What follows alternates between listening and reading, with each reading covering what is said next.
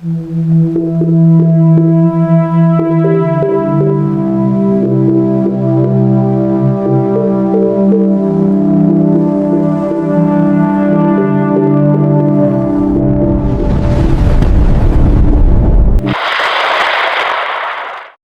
araw po sa inyong lahat. Narito na po ang pinaka-latest nating update sa magiging lagay ng panahon ngayong araw ng Sabado, ika-21 ng Marso taong 2026.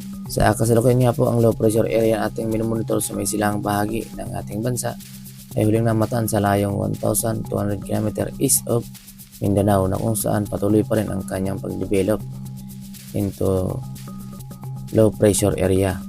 Sa kasalukuyan, mababa pa rin ang tsansa na maging ganap na bagyo itong low pressure area sa may silangang bahagi ng Mindanao. Ngunit maging alerto pa rin sa posibilidad ng pagbabago sa lagay ng ating panahon, kung saan posible nga rin po itong lumapit o kaya naman paluso na lang sa mga susunod na mga araw.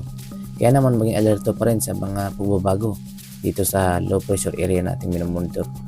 Ngunit patuloy pa rin ang pag-iral ng mga weather system sa may silang bahagi ng ating bansa. Kaya naman, para naman sa karagdagang impormasyon ukol sa magiging lagay ng ating panahon dito sa loob ng ating bansa, pakinggan po natin ang ating kasamaan na siyang magbibigay ng ulat panahon at sa magiging lagay ng panahon ngayong araw ng Sabado.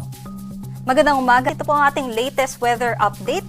Nagsisimula na nga pong uminit ang ating panahon, ngunit hindi pa po simula ng tag-init dahil may epekto pa rin ang amihan, lalong-lalo na dito sa may extreme northern Luzon area.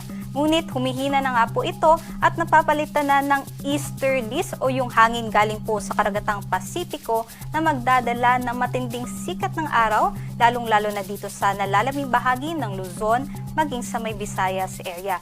Localized thunderstorms naman po ang makakaapekto dito sa may Mindanao.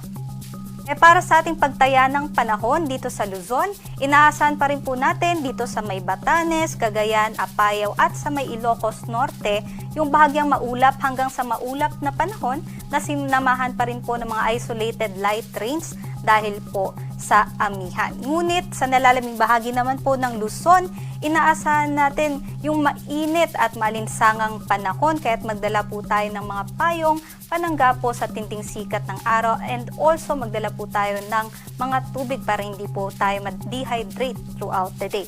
Possible pa rin po yung mga localized thunderstorms dito po sa may Luzon area dulot ng easterlies. Ito po yung ating mga agwat ng temperatura, at dahil mainit na nga po ngayong araw, possible po yung between 21 to 33 degrees Celsius na temperatura dito sa may Tuguegarao. 23 to 31 degrees Celsius naman po sa Metro Manila at sa may Legazpi, at 23 to 30 naman po sa Lawag. Ngunit mas mababa naman po yung temperatura natin dito sa may Tagaytay at sa may Baguio. Sa Tagaytay po 20 to 29 at sa Baguio naman 15 to 21 degrees Celsius. Dito naman po sa may Palawan, Visayas at sa may Mindanao, inaasahan nga po natin matindi din po yung sikat ng araw. Kaya't yun nga po, possible pa rin po yung maalinsangan at mainit na panahon, at posible yun yung mga thunderstorm activities, especially pagdating po ng hapon hanggang sa gabi. So possible pa rin po na magkaroon po tayo ng mga biglaang buhos ng ulan, especially sa hapon. Pinakamainit po ang ating agwat ng temperatura dito po sa may Zamboanga at sa may Davao. Possible po between 23 to 34 degrees Celsius ang ating temperatura dyan.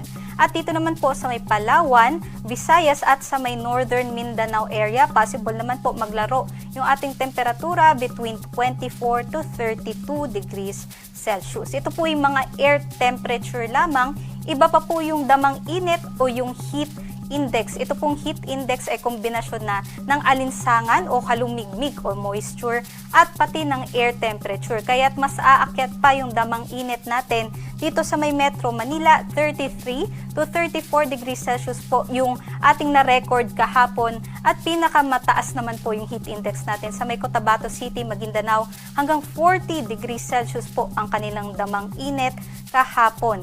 Ganon din po ang ating magiging heat index ngayong araw, kaya't malaking bahagi nga po ng ating bansa doble ingat dahil yung ganitong mga heat index po ay nasa extreme caution category, kung saan possible po yung heat cramps, heat exhaustion at maging heat stroke kung magbabad po tayo sa tirik ng araw, lalong-lalo na po sa tanghali hanggang sa hapon. Doble ingat po sa ating mga kababayan dyan.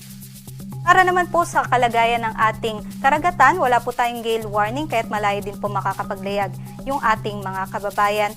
Dito po sa Kalakhang, Maynila, ang araw po isisikat mamayang 6:01 AM at lulubog naman po mamayang 6:07 PM.